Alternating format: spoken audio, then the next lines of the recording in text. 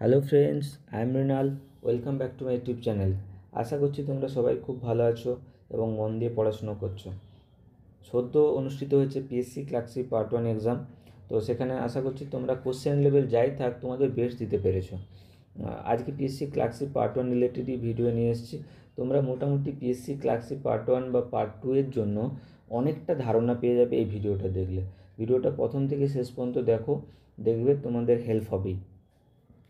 আর আমি বলবো আমার টেলিগ্রাম চ্যানেলে তোমরা জয়েন করে যেতে পারো। ওখানে কিন্তু পিএসসি, এসএসসি, রেল বা যে কোনো ইন্ডিকেটিভ নোটিফিকেশান, এক্সাম ডেট সব কিছু আমি ওখানে সবার আগেই শেয়ার করে দিই। তো তোমরা কমেন্ট সেকশনে দেওয়া লিঙ্ক থেকে জয়েন করতে পারো। ঠিক আছে, চলো ভিডিওটা দেখে নেওয়া যাক। আচ্ছা, ওভারঅল এক্সাম লেভেল কী ছিল না, যদি 2019-এর সাথে কম্পেয়ার করি সেখানে কিন্তু আমার মনে হয় exam level moderate two hard ছিল, বা এটাকে বলা যেতে পারে মডারেট প্লাস এক্সাম ছিল। ঠিক আছে, মডারেট প্লাস এক্সাম ছিল। আর কোশ্চেন কিন্তু এবার কিন্তু একটু মিক্স প্যাটার্নে ছিল। মানে আমরা যেটা ভাবি যে 30টা ইংলিশ করব, তারপরে 30টা ম্যাথ করব, তারপর 40টা জিকে করব। বাট এবার কোশ্চেনগুলো এমন সুন্দরভাবে সাজানো ছিল, সেখানে কিন্তু অনেকেই হয়তো সামনে অনেকটাই সময় নষ্ট করে দিয়ে পেছনে গিয়ে কিন্তু কোশ্চেন পেপারই কমপ্লিট করতে পারেনি। বিশেষ করে ম্যাথের কোশ্চেন শেষ করতে পারেনি, যেখানে ম্যাথে কিন্তু ক্যালকুলেটিভ কোশ্চেন ছিল। মানে অনেকে যদি প্রি এক্সিস্টিং নলেজ রাখে যে 2019-এ এরকম কোশ্চেন ছিল, তো এরকমই আসবে মোরলেস, সেখানে কিন্তু অনেকেই হয়তো এক্সামটাই শেষ করতে পারেনি এবং অনেক ডুয়েবল কোশ্চেন কিন্তু কমপ্লিট করতে পারেনি। এটা কিন্তু বেশ সংখ্যক ক্যান্ডিডেটের সাথে হয়েছে। তো আমি এক্সামের বাইরে এসে এতগুলো কোশ্চেন ডুয়েবল বলা আর এক্সামের মধ্যে অ্যাটেম্প করা অ্যাকুরেসির সাথে, সেটা কিন্তু ডিফারেন্ট। অনেকেই হয়তো বাইরে থেকে বলবে এতগুলো কোশ্চেন ইজি ছিল, এতগুলো কোশ্চেন মডারেট ছিল, বা অনেক সময় পরীক্ষা সিচুয়েশনে কিন্তু অনেক ইজি কোশ্চেন করাও টাইম সাপেক্ষ ব্যাপার হয়ে যায়। তো এটা কিন্তু একটা বড় ফ্যাক্টর হবে এবারে ক্লার্কশিপ পার্ট 1 এক্সামে। অনেকেই পেপার কমপ্লিট করতে পারেনি, বিশেষ করে ম্যাথে ক্যালকুলেটিভ কোশ্চেন হওয়ার জন্য। আচ্ছা, আরেকটা যেটা ইম্পর্ট্যান্ট জিনিস, যে এবার কিন্তু জিকের কোশ্চেন বেশ টাফ ছিল। বিশেষ করে কারেন্ট অ্যাফেয়ার্সের যে দু একটা কোশ্চেন বাদ দিলে বাকি কোশ্চেন কিন্তু স্ট্যান্ডার্ড ছিল এবং আনকমন কোশ্চেন ছিল। সেখানে জিকে কিন্তু হার্ডেস্ট সাবজেক্ট ছিল। আর ম্যাথ বেশ ক্যালকুলেটিভ ছিল, মানে সেখানে প্রত্যেকটা ম্যাথেই কিন্তু মোটামুটি তোমাকে ক্যালকুলেশন করে বা তোমাকে সময় দিয়ে বের করতে হয়েছে। আর ইংলিশে মোটামুটি গ্রামার ঠিকঠাক ছিল, কিন্তু ভোকাবুলারিতে কিন্তু বেশ কোশ্চেন আনকমন ছিল। তো সেখানে ইংলিশেও কিন্তু মোটামুটি পিএসসি একটু সারপ্রাইজ দিয়েছে। তো এবার কোশ্চেন পেপারে কিন্তু ডুয়েবল কোশ্চেন যদি আমি বলি, মানে ওই সময়ের মধ্যে ডুয়েবল, তাহলে জিকেতে ধরে নাও 20টা কোশ্চেন, তাও এটা কিন্তু আপার স্ট্যান্ডার্ডটাই ধরছে। জিকেতে 20টা কোশ্চেনও কিন্তু চ্যালেঞ্জিং ছিল। ম্যাথে ধরতে পারো 20টা কোশ্চেন বা 22টা কোশ্চেন, আর ইংলিশে 20টা কোশ্চেন, মানে টোটাল 60টা 100% কারেক্ট অ্যাটেম্পটের সাথে যদি কেউ করে আসো, তাহলে কিন্তু পরীক্ষা ভালোই দিয়েছো। সে সেফ স্কোর কাট অফ যাই হোক। ঠিক আছে, এবার দেখে নেবো ভ্যাকেন্সি। দেখো, কাট অফ অ্যানালিসিস করার জন্য কিন্তু ভ্যাকেন্সি জানাটা, এক্স্যাক্ট ভ্যাকেন্সি নাম্বারটা খুব ইম্পর্টেন্ট। সেখানে পিএসসি সবসময় এটা আমাদের কাছে একটা ভেগ আইডিয়া দেয় কি এত কাট অফ হতে পারে, এত ভ্যাকেন্সি থাকতে পারে। বাট পিএসসি সদ্য স্যার যেটা বলেছেন তাতে কিন্তু 5000 প্লাস ভ্যাকেন্সি আছে। তো আমি সেখানে ধরে নেব আমার অনুমানে যে 5000 থেকে 6000 ভ্যাকেন্সি থাকবে। তো 5000 থেকে 6000 ভ্যাকেন্সি থাকলে 10 টাইমস ডাকলে মোটামুটি 50 থেকে 60,000 ক্যান্ডিডেট বা 55,000 ক্যান্ডিডেটকে কিন্তু পিএসসি ডাকবে। আমি এই বেসিস ধরেই আমি কিন্তু কাট অফ অ্যানালিসিস করব। আর একটা জিনিস বলতে চাই যে ডব্লিউবিসিএসে যেমন 5000 ডাকে, বা মিসলেনিয়াসও এরকম ধরে নাও 5000 6000, তো সেখানে কিন্তু 50,000 ক্যান্ডিডেট হিউজ, মানে হিউজ নাম্বার। সেখানে কিন্তু কাট অফ ডেফিনেটলি নিচে যাওয়ার সম্ভাবনাই প্রবল, যেরকম কোশ্চেনও হয়েছে টাফ। আর অ্যাটেন্ডেন্স, অনেকে বলছো অ্যাটেন্ডেন্স অনেক কম গিয়েছে। হ্যাঁ, সত্যি অ্যাটেন্ডেন্স 50% অ্যারাউন্ডিং অ্যাটেন্ডেন্স গিয়েছে।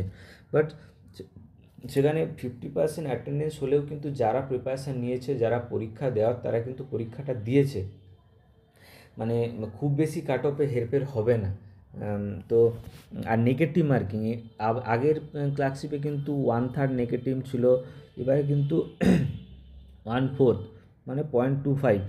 এতে কিন্তু আমরা এবার এক্সামে মানে ধরতে পারো 2-3 নাম্বারের আপার কুশন পাবো, সেখানে কাট অফটা যতটা নিচে যাওয়া উচিত ছিল তার থেকে একটু কম নিচে যাবে। আমি যদি ধরি যে 10 নাম্বারের গ্যাপ হওয়া উচিত ছিল, সেখানে ধরতে পারো 7-8 নাম্বারের গ্যাপ হবে। সরি। আর অনেকে একটা জিনিস ভুল করছো যে পিএসসি ক্লার্কশিপে পার্ট 1কে প্রিলিমস বলছো আর এরপরে মেন্স আছে, বাট তোমরা বুঝতে পারছো না যে প্রিলিমসের এই পার্ট 1-এর 1 নাম্বারও কতটা ভাইটাল হবে। তোমরা পার্ট 2তে যদি কারো কাছে মেরিট লিস্ট থাকে 2019-এ, দেখতে পাবে 1 নাম্বারে মিনিমাম 1000 জন ক্যান্ডিডেট থাকবে। তো সেখানে এটাকে পার্ট 1 বলো না, এটাকে প্রিলিমস বলো না, এটা ধরতে পারো মেন্সের হাফ পার্ট, আর একটা মেন্সের হাফ পার্ট আছে। তো তোমরা ধরে নাও যদি এখানে 55 পাও এবং কাট অফ ক্লিয়ার করো, যে ছেলেটা 56 পেয়েছে সে কিন্তু তোমার থেকে 1000 র্যাঙ্ক আগে আছে। এটা হার্ড ট্রুথ, বাট এটা অ্যাকসেপ্ট করতে হবে যেটা প্রিলিমস নয়। আর এখানে আমি যত অ্যাডভান্টেজ রাখতে পারবো সেটা কিন্তু আমার জন্য বেটার হবে, আমার সিলেকশানের চান্স অনেক বাড়াবে। এই কথাটা মাথায় রাখবে যে কেউ যদি কাট অফ থেকে মোটামুটি 7-8 নাম্বার 10 নাম্বার পর্যন্ত এক্সট্রা রাখতে পারো, তার চান্স খুব বেশি। সে এখন থেকে প্রিপারেশান রাখো। আমি যে অ্যাটেম্পটের বেসিসে কাট অফটা বলবো, সেই সেফ স্কোরটার থেকে কারো যদি 10 নাম্বার বেশি থাকে, সে শিওর শট মেন্সের জন্য প্রিপারেশান নাও, তার সিলেকশানের চান্স খুবই বেশি। ঠিক আছে। আর নর্মালাইজেশান, এই জিনিসটা কিন্তু খুবই ইম্পর্টেন্ট। যেখানে একটার বেশি শিফটে এক্সাম হচ্ছে সেখানে কিন্তু নর্মালাইজেশান থাকাটা বাঞ্ছনীয়। বাট পিএসসি বা ঊর্ধ্বতন কর্তৃপক্ষ, আমি জানি না কি প্রবলেম রয়েছে, তা ওনারা করতে চাইছেন না। বাট এটা যদি করা, এটা উচিত অ্যাকচুয়ালি। এরকম টাফ শিফটে 19-20 কোশ্চেন হয়েছে, সেখানে যদি কোনো শিফটে 1 নাম্বারও এভারেজ কম হয়, সেখানে যদি 1 নাম্বার নর্মালাইজেশানে তারা পায়, সেখানে কিন্তু অনেক বেশি হেরফের হতে পারে। আর আমার মনে হয় এরকম কম্পিটিটিভ এক্সামে নর্মালাইজেশান থাকা বাঞ্ছনীয়, যেখানে 4টে শিফটে এক্সাম হচ্ছে। তো আমরা কর্তৃপক্ষের কাছে এটা আবেদন করব, অন্যভাবে আমরা মেলও করব, তো যেন নর্মালাইজেশানটা এফেক্ট হয়। আর আরেকটা জিনিস, করাপশান। দেখো, সোর্সের মধ্যে তো ভূত থেকেই যায়, তো সেখানে আমরা যত চেষ্টা করলেও আমরা পারবো না। স্টিল আমাদের লড়াই জারি থাকবে। আর করাপশান স্টিল, মানে পিএসসি কিন্তু অনেকটা সুষ্ঠুভাবে এক্সাম নেওয়ার চেষ্টা করেছে, এটা একটা ভালো ব্যাপার। ওনারা কিন্তু প্রত্যেকটা এক্সাম সেন্টারেই ফ্রিস্কিংয়ের ব্যবস্থা রেখেছে, চেকিং করেছে। আর খুব বেশি ওই 2-1টা বিক্ষিপ্ত ঘটনা ছাড়া মোটামুটি এবারে পিএসসি ক্লার্কশিপ পরীক্ষা পরিষ্কারভাবে হয়েছে বলা যায়। এবার এই টিয়ার 2তে কী হবে সেটা একটা ব্যাপার, ওখানে ডেসক্রিপটিভ সাবজেক্টিভ ব্যাপার আছে, ওখানে কে কেমন নাম্বার পাবে সেটা আমি ছেড়েই দিলাম। মোটামুটি আমরা ধরে নেব আর পজিটিভ অ্যাটিটিউড নিয়ে আমরা আমাদের বেস্টটা দিতে থাকবো। অফিসিয়াল অ্যান্সার কি কবে আসতে পারে বা কবে রেজাল্ট আসতে পারে, দেখো এগুলো খুবই হাইপোথেটিক্যাল ব্যাপার, এটা আমি জাস্ট অনুমান করতে পারি। পিএসসি বলেছে যে খুব তাড়াতাড়ি অফিসিয়াল অ্যান্সার কি, আর মানে তোমার question paper OMR sheet upload করে দেবে। বাট খুব তাড়াতাড়ি মানেও মিনিমাম ধরতে পারো 1-2 মাস তো সময় লেগেই যাবে। তো তোমরা ওর আশা না করে তোমরা মোটামুটি পরীক্ষা দিয়ে, যেটা একটা পরীক্ষা দিয়ে বেরোনোর পরে তোমার যে ফিল হওয়াটা না, ওটা খুব ইম্পর্ট্যান্ট, যে তোমার হবে কি হবে না। তো কোশ্চেনের যেরকম টাফনেস লেভেল ছিল, মোটামুটি যদি তোমরা 50, 55, 60-এর কাছে ওই রেঞ্জে মার্কস থাকে, তোমরা টিয়ার 2-র জন্য প্রিপারেশান শুরু করে দাও, সরি পার্ট 2-র জন্য প্রিপারেশান শুরু করে দাও। আর তাতে তো তোমার মিসলেনিয়াসেও তোমার পার্ট 2-তে সেম সাবজেক্ট আছে, বাংলা ইংলিশ, তো তোমাদের সেখানে কাজে লেগে যাবে। তো এখন থেকে প্রিপারেশান নাও। পিএসসি কবে রেজাল্ট বের করবে, কবে মেন্স নেবে, তার মানে ভুলেই। তো আমি ধরতে পারি মিনিমাম যদিও পিএসসি সময় নেয়, তাতেও কিন্তু 4 থেকে 5 মাস কিন্তু পার্ট 1-এর এক্সাম দিতে সময় লাগবে, এবং আরও 2 মাস পরে পার্ট 2 হবে, তো ধরতে পারো মিনিমাম তোমার হাতে 6 মাস সময় আছে। ঠিক আছে, 6 মাসে তুমি যদি তোমার বেস্ট দাও, তুমি যদি এখানে মানে খুব ধরলাম 55 কাট অফ হয়েছে, তুমি 57 পেয়েছো, তারপরেও তুমি যদি মানে খুব ভালো করে ডেসক্রিপটিভ প্রিপারেশান দিয়ে আসো, তোমার কিন্তু সিলেকশানের চান্স থাকে। তুমি হয়তো সেক্রেটারিয়েটে পাবে না, বাট তুমি সেখানে কিন্তু ডিরেক্টরেট বা রিজিওনালে পেতে পারো। আর যারা মোটামুটি 10-15 নাম্বার লিড রাখছে, তাদের সেক্রেটারিয়েটের চান্স আছে, তারা কিন্তু হাতছাড়া করো না। ঠিক আছে, তো সেক্রেটারিয়েট খুবই ভালো পোস্ট ক্লার্কশিপে, এখান থেকে প্রমোশনের স্কোপ খুবই ভালো। তো চেষ্টা করো যেন বেস্টটাই তোমরা নিতে পারো, সেক্রেটারিয়েটে যদি তোমরা পেতে পারো তাহলে তো খুবই ভালো। এবার দেখে নেবো পিএসসি ক্লার্কশিপের এক্সপেক্টেড কাট অফ কত যেতে পারে। আমি প্রথমে বলি এটা সেফ স্কোর, এটা অ্যাটেম্পটের বেসিসে হচ্ছে, ঠিক আছে। তো মোটামুটি ধরে নিই যে 4টে শিফটে মোরললেস সেম কোশ্চেন পেপার ছিল আর সেম লেভেল ছিল, মোটামুটি 19-20 হয়েছে, মোটামুটি সেম লেভেল ছিল 55 বা 54 এরকম একটা এভারেজ সব জায়গাতে, একটা যারা ইউআর স্ট্যান্ডার্ড তারা এরকম মার্কস ক্যারি করছে বা ওর থেকে একটু বেশি। তো সেই জায়গায় আমি 2019-এ কাটঅফটা দেখবো। 19-এ ইউআরএ 65 ছিল, বাট 19-এ ডুয়েবল কোশ্চেন কিন্তু অনেক বেশি ছিল। যেমন আমি যদি ধরি ইংলিশে ধরে নাও 27টা মতো কোশ্চেন বা 25টা মতো কোশ্চেন ডুয়েবল ছিল, ম্যাথেও ধরতে পারো 30টা কোশ্চেনের ডুয়েবল ছিল এবং টাইমের মধ্যে করা যাবে, খুবই ইজি ছিল। আর জিকেতে 25টা, তো এখানে ধরতে পারো তুমি 82টা কোশ্চেন কিন্তু ডুয়েবল। সেখানে আমি মোটামুটি একটা যদি এভারেজ স্ট্যান্ডার্ডে নিয়ে আসি 70টার মতো কোশ্চেন ডুয়েবল ছিল, তাতে যেহেতু 66,000 জনকে পাস করানো হয়েছিল, জেনারেল কাট অফ 65 ছিল, ঠিক আছে। তো এবার যেটা ডুয়েবল কোশ্চেন আছে, সাপোজ ধরে নাও 55টা, সেখানে কিন্তু যদি 50,000 জনকে ডাকা হয় সেখানে কিন্তু কাট অফটা আর একটু কমে যেতে পারে। বাট আমি সবসময় আপারটা নিয়েই চলবো, কারণ আমাকে নিজেকে মনে হবে যে আমি সেফ থাকতে চাই, ঠিক আছে, বা আমি এক্সট্রা কুশন রাখতে চাই, অত টেনশান নিতে চাই না। তো আমি ধরতে চাই যে 55, তুমি ধরতে পারো যদি তুমি স্কোর করো 55 থেকে 57, তুমি সেফ জায়গায় আছো এবং পার্ট 2-র জন্য তুমি শিওর কোয়ালিফাই করবে। আর ওবিসি বি 56 কাট অফ ছিল আগেরবারে, এবারে ধরতে পারো 50-এর মতো কাট অফ যাবে।